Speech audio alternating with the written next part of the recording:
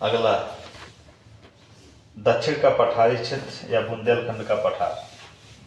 ये चैप्टर ही खत्म हो जाए। दक्षिण का पठारी क्षेत्र या बुंदेलखंड का पठार।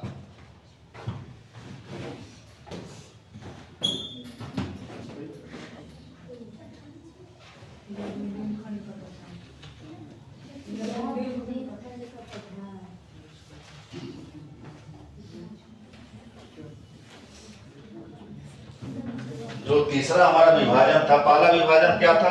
उत्तर का भाबर एवं तराई प्रदेश। दूसरा क्या है? मध्य का गंगा यमुना का दोआब क्षेत्र। और जो सबसे नीचे है, अर्थात जो ये बचा हुआ है, ये पोर्शन किस में आता है? ये आता है बुंदेलखंड का पठारी क्षेत्र। इसको हम कहते हैं दक्षिण का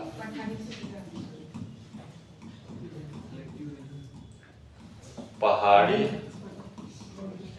एवं पठारी क्षेत्र, क्योंकि यहाँ पे कुछ पहाड़ियां भी हैं। या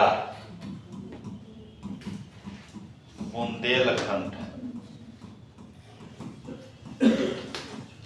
का पठारी क्षेत्र या पठार।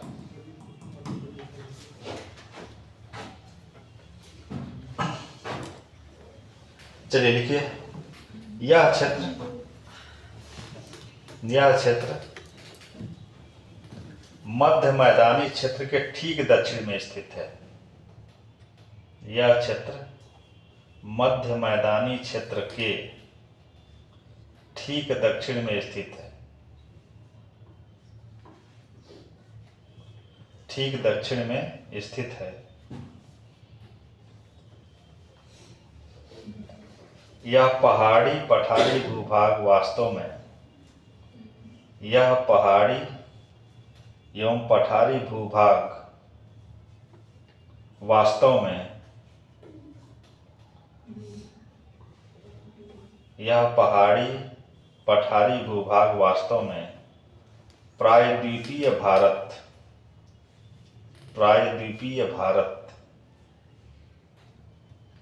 अर्थात दक्कन के पठार का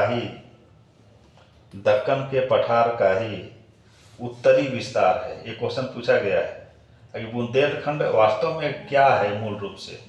जो दक्कन का पठार है हमारा, ये वाला पोर्शन वास्तविक, ये वाला पोर्शन जो हम दक्कन का पठार कहते हैं, इसी का उत्तरी विस्तार है, वास्तविक विस्तार है। दक्कन के पठार का ही उत्तरी विस्तार है। उत्तरी विस्तार, दक्कन के पठार का उत्तरी विस्तार है, जिसे बुंदेलखंड के पठार के नाम से जाना जाता है। जिसे बुंदेलखंड के पठार के नाम से जाना जाता है। इसका नाम बुंदेलखंड क्यों पड़ा? कम्युनिटी है बुंदेल। हाँ, बुंदेला राजपूतों की एक प्रजाति है।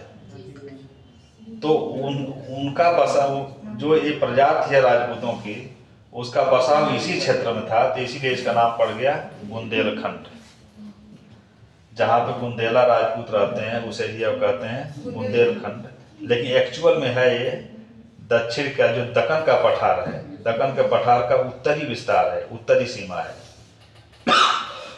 चलिए, इसके उत्तरी सीमा पर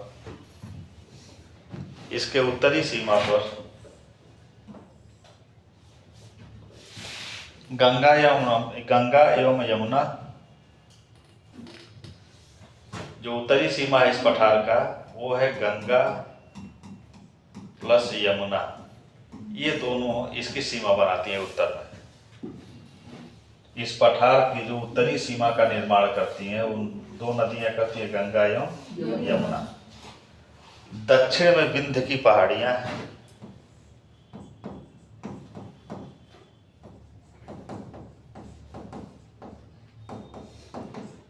विंध्य की पहाड़ी है। जब उत्तर प्रदेश को हम जो है प्राकृतिक सीमाओं से सीमांकित किए थे, तो उत्तर में क्या पड़ रहा था? हिमालय का अरावली श्रेणी, हाँ शिवालिक श्रेणी। दक्षिण में क्या पड़ रहा था? विंध्य की पहाड़ियां। पश्चिम में क्या पड़ रहा था? यमुना, और पूर्व में क्या था? गंगा। तो उसी तरह से जब हम इसका डिवाइडेशन करते हैं प्राकृतिक रूप से, तो उत्तर में गंगा यमुना अपना सीमा बना देती हैं बुंदेलखंड के पठार का। पश्चिम में, पूर्व दक्षिण में बना देती है विंध्य की पहाड़ियां, और पश्चिम में बनाती है कौन?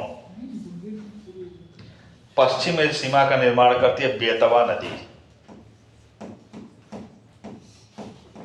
सर बुंदेलखंड नाम का कोई डिस्ट्रिक्ट नहीं है ना इसमें? नहीं, बुंदेलखंड जोन है, क्षेत्र है। झांसी का एरिया है। हाँ, झांसी, चित्रकूट, ये सब आ जाएंगे उसी में। क्लियर? इसका सीमांकन हुआ। बुंदेलखंड कहाँ तक हम मानेंगे? इधर उत्तर में गंगा यमुना, दक्षिण में विंध्य की पहाड़ियाँ, अब विंध्य की पहाड़ियाँ के दक्षिण मध्य प्रदेश हो जाएगा, और पश्चिमी सीमा बनाती है एक नदी बेतवा नदी, बेतवा नदी। और पूर्व में सीमा का इसका जो डिवाइड जो करते, जो डिवाइडेशन होता है, विंध्य की पहाड़ियाँ ही आगे चल के जो है कुछ अपना रूप पकड़ लेती है। पूर्व में एग्जैक्ट कोई अलग नाम नहीं है। सर बेतवा किसी नदी की ट्रिब्यूटरी है? ना? किसी नदी की ट्रिब्यूटरी है? हाँ, बेतवा यमुना की है। चलिए, इस क्षेत्र में ललितपुर झांसी, देख रहे हो ना? ये ललितपुर, झांसी, ये महोबा, हमीरपुर, जालौन, ये सब के सब यही आएंगे। ललितपुर, झांसी, जालौन, हमीरपुर, महोबा, बांदा, चित्रकूट। ललितपुर, झांसी, जालौन डिस्ट्रिक्ट है ना, देखो वो है तो झांसी के ऊपर। हमीरपुर, जालौन, हमीरपुर देखो, हमीरपुर, महोबा, बांदा, चित्रकूट,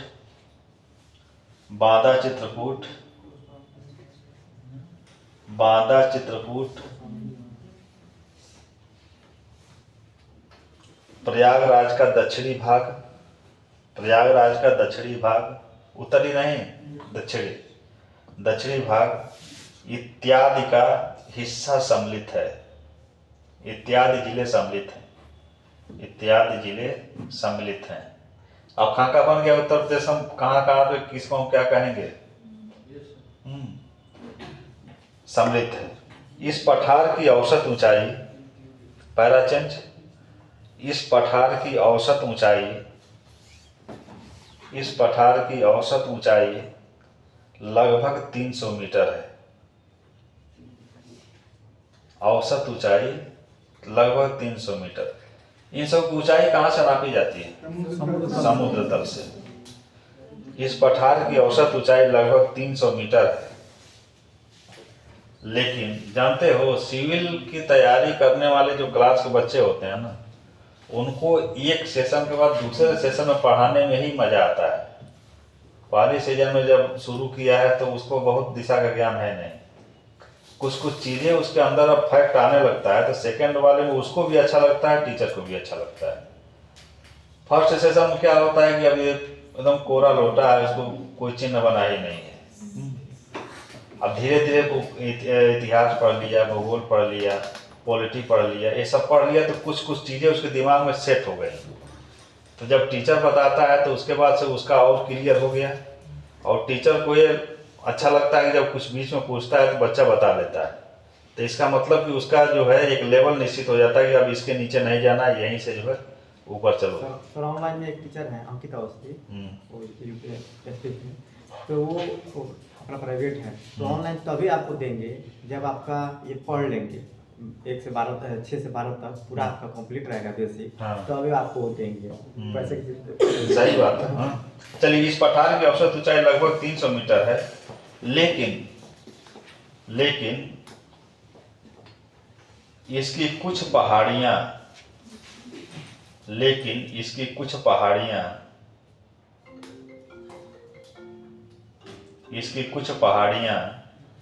600 मीटर तक ऊंची हैं। 600 मीटर तक ऊंची हैं।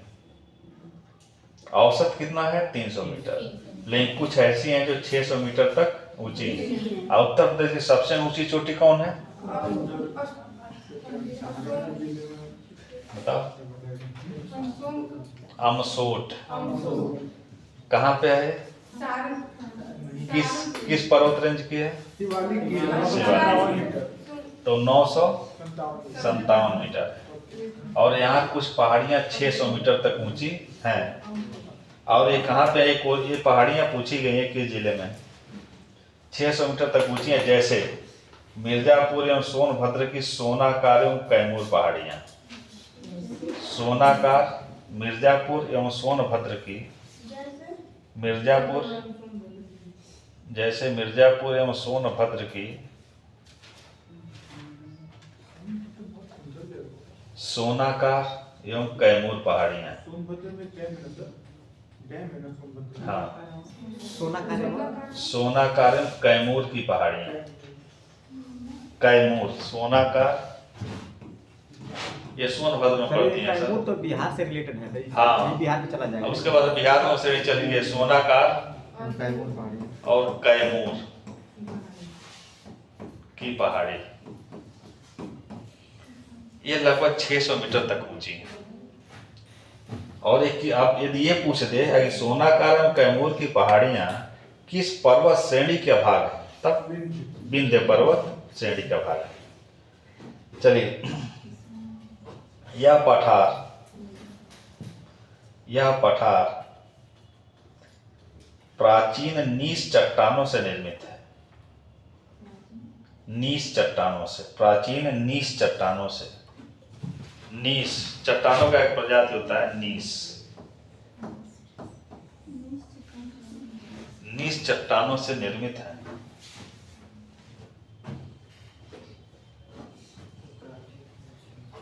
नीस चट्टानों से निर्मित है।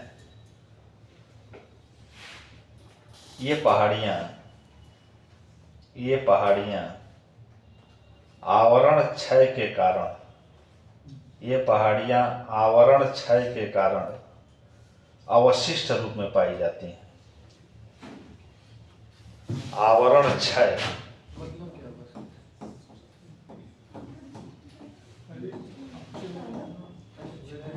क्षय का मतलब होता है उसका क्षरण।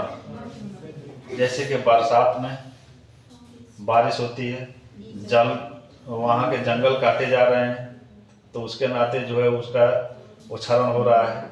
हवाएं तेज चल के उसका क्षरण कर रही हैं। अनियंत्रित पशुओं की चराई, उससे भी इन पहाड़ों का क्षरण हुआ है। अब बहुत प्राचीन काल से हैं, तो इसलिए आवरण क्षय के कारण अवशिष्ट रूप में पाई जाती हैं। अवशिष्ट का मतलब क्या है? बचा बुचा रहा उसके हाँ,